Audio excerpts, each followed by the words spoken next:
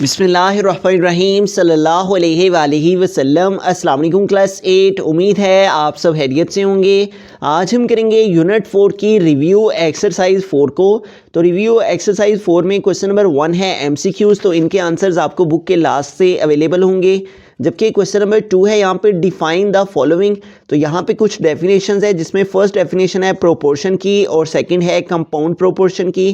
तो प्रोपोर्शन की जो डेफिनेशन है वो यूनिट 4 के स्टार्ट में आपको यहाँ पे अवेलेबल होगी। यूनिट 4 के स्टार्ट में यहाँ पे मेंशन है the equality of two ratios is called a proportion. ठीक है, प्रोपोर्शन की डेफिनेशन। उसके बाद यहाँ पे सेकंड डेफिनेशन उसने कहा है कंपाउंड प्रोपोर्शन को डिफाइन करें। तो कंपाउंड प्रोपोर्शन की भी यूनिट 4 के स्टार्ट में अवेलेबल है, इसकी डेफिनेशन भी। तो कंपाउंड प्रोपोर्शन की डेफिनेशन यहाँ पे मेंशन है the relationship between two or more proportion is known as compound proportion. उसके बाद रिव्यू एक्सरसाइज में क्वेश्चन नंबर 2 का थर्ड पार्ट है पार्टनरशिप। पार्टनरशिप क्या है? तो यूनिट 4 के स्टार्ट में ही यहाँ पे मेंशन है पार्टनरशिप की definition a business in which two or more persons run the business and they are responsible for the profit and loss is called the partnership. ठीक है, उसके बाद नेक्स्ट है हमारे पास यहाँ पे क्वेश्चन नंबर 2 का फोर्थ पार्ट कमर्शियल बैंक।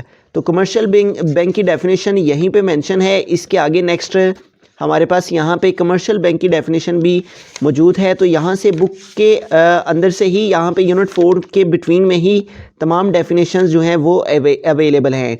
ठीक है, तो कमर्शियल जो बैंक है उसकी डेफिनेशन है the function of bank which accept deposits provides loans and other services to the clients is known as commercial banking है। ठीक है, तो इस तरह से हमने कमर्शियल बैंकिंग की डेफिनेशन भी देख ली। उसके बाद नेक्स्ट उसने यहाँ पे पूछा हुआ है निगोशिएबल इंस्ट्रूमेंट्स है। तो निगोशिएबल इंस्ट्रूमेंट की डेफिनेशन है हमारे पास यहाँ पे मेंशन है इसी यूनिट के अंदर पेज नंबर 66 पे।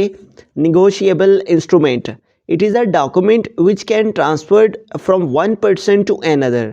It is payable either to the order of the bearer or to his agent as the case may be. This document is entitled to receive that amount which is mentioned in it. तो ये हमारे पास negotiable instrument की definition हो गई। उसके बाद review exercise में हमारे पास जो नेक्स्ट क्वेश्चन है यहाँ पे वो है हमारे पास क्वेश्चन नंबर 3। क्वेश्चन नंबर 3 है what is difference between cheque, demand draft and pay order. इन तीनों में क्या डिफरेंस है? तो हमें इन तीनों की यहाँ पर डेफिनेशंस देख लेनी है। तो बुक के अंदर यहाँ पे निगोशिएबल इंस्ट्रूमेंट के नीचे ही तीनों डेफिनेशन मेंशन है, चेक, डिमांड ड्राफ्ट और पे ऑर्डर।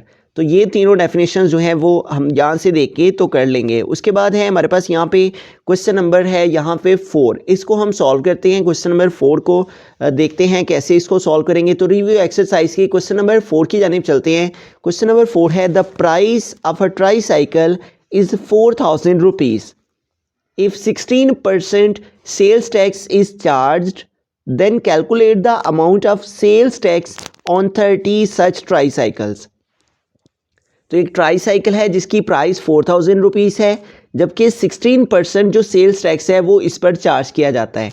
तो हमें मालूम करना है कि then calculate the amount of sales tax on 30 such tricycles.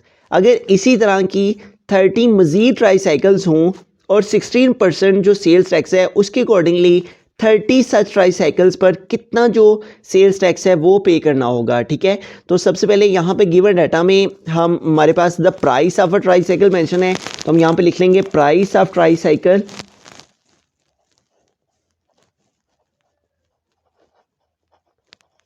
तो प्राइस यहाँ पे ट्राईसाइकिल की दी गई है वो है 4,000 रुपीज़। उसके बाद सेकेंडली यहाँ पे जो है वो अमाउंट सेल्स टैक्स दिया गया है जो कि 16% है। तो यहाँ पे लिख लेंगे सेल्स टैक्स, और सेल्स टैक्स यहाँ पे जो रेट है सेल्स टैक्स का वो है 16%। अब हमें क्या फाइंड करना है? यहाँ पे सबसे पहले amount of sales tax find कर लेनी है। 16% के अकॉर्डिंगली 4,000 पर अगर 16% सेल्स टैक्स लगाया जाए तो तब अमाउंट ऑफ सेल्स टैक्स कितनी होगी? तो हम यहाँ पे मेंशन कर लेते हैं अमाउंट ऑफ सेल्स टैक्स के सेल्स टैक्स की कितनी अमाउंट बनती है अगर 16% जो है वो सेल्स टैक्स हो। तो हम 16% फाइंड करेंगे ऑफ किसका, और ये जो अमाउंट है टोटल प्राइस है ट्राईसाइकिल की उसका। ठीक है, amount of sales tax is equal to 16% जो है वो सेल्स टैक्स है। ऑफ मीन हमने किसका फाइंड करना है, जो प्राइस ट्राईसाइकिल की दी गई है उसका 16%। ठीक है, तो यहाँ पे देखें 16 है, परसेंटेज का साइन है, इसको रिमूव करने के लिए हम इस वैल्यू को डिवाइड करेंगे 100 से, ऑफ मीन मल्टीप्लाई, और नेक्स्ट क्या आ जाएगा 4000। अब ये 20 हमारे इस 20 से कैंसिल हो गया और रिमेनिंग क्या रह गया 16 मल्टीप्लाई बाय 40। तो अब हमने 40 को मल्टीप्लाई कर लेना है 16 से, 40 मल्टीप्लाई बाय 16। तो पहले हम 6 के साथ मल्टीप्लिकेशन करेंगे, 6 0 टाइम्स 0 एंड 6 4 टाइम 24। अब यहाँ पे क्रॉस यूज़ करेंगे। अब 1 के साथ मल्टीप्लिकेशन करेंगे, 1 0 टाइम 0 एंड 1 4 टाइम 4। अब इनको ऐड कर लेते हैं, 0 4 + 0 4 और 2 + 4 6 है। तो यूँ हमारे पास क्या अमाउंट आ गई है 640 रुपीज़। इट मीन्स कि अगर 4000 प्राइस हो ट्राईसाइकिल की और 16% उस पर सेल्स टैक्स लगाया जाए तो तब जो अमाउंट है सेल्स टैक्स की वो 640 रुपीज़ बनेगी। ठीक है, अब उसने कहा है ये तो हमारे पास आ गई एक ट्राईसाइकिल के ऊपर जो सेल्स टैक्स की अमाउंट है वो हमारे पास आ गई, लेकिन उसने कहा है कि 30 सच ट्राईसाइकिल्स की जो अमाउंट ऑफ सेल्स टैक्स है वो कितना होगा। तो अब हम amount of sales tax find करेंगे 30 ट्राईसाइकिल्स का। तो हम यहाँ पे लिखेंगे अमाउंट ऑफ सेल्स टैक्स, हमें अमाउंट फाइंड करनी है ऑफ सेल्स टैक्स की ऑन 30 ट्राईसाइकिल्स। तो इस अमाउंट को फाइंड करने के लिए हम क्या करेंगे, 30 को मल्टीप्लाई करेंगे जो एक ट्राईसाइकिल का सेल्स टैक्स आया है उसकी अमाउंट के साथ, और एक ट्राईसाइकिल अगर 4000 की और 16% उसके ऊपर सेल्स टैक्स लगाया जाए तो तब उसके ऊपर जो अमाउंट ऑफ सेल्स टैक्स है वो आती है 640 रुपीज़। तो हमने 30 को 640 से मल्टीप्लाई कर देना है। इन दोनों की मल्टीप्लिकेशन से हमें मालूम हो जाएगा कि amount of sales tax on 30 tricycles पर जो सेल्स टैक्स की अमाउंट है वो कितनी बनती है, 640 मल्टीप्लाई बाय 30। तो पहले हम 0 के साथ मल्टीप्लिकेशन करेंगे, तो 0 0 टाइम्स 0, उसके बाद अगेन 0 4 टाइम्स 0 और 0 6 टाइम्स 0।